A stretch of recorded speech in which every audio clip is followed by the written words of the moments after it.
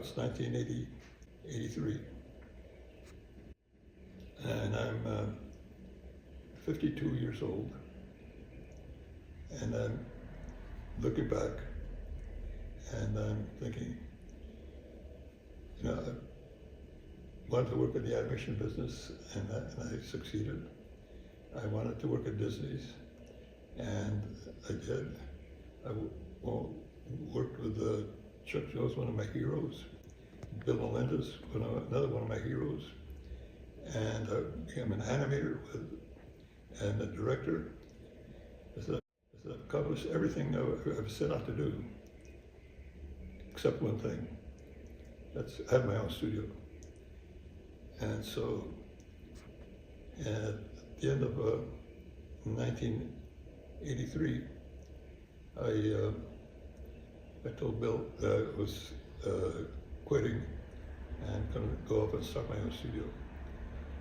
And so he took it very nicely. And his partner, Lee Mendelson, heard about. He lives up in Burlingame, up in the Bay Area. And so he heard about it. He came down and he came over and talked to me. He says, "I heard you're leaving the studio."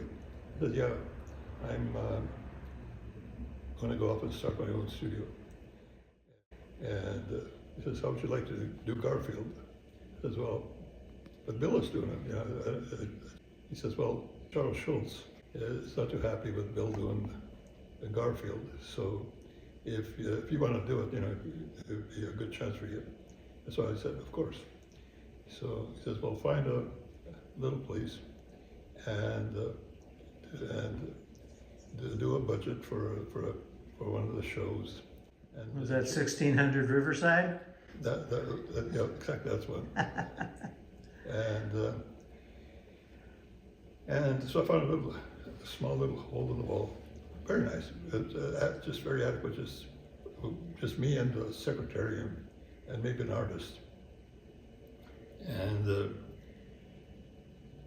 so I got the approval from the network, Jim Davis and his comic strip syndicate, for me to do this.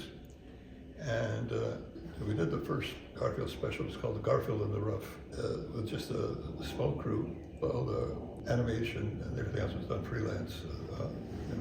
It wasn't done in-house. And so, but it was very well organized.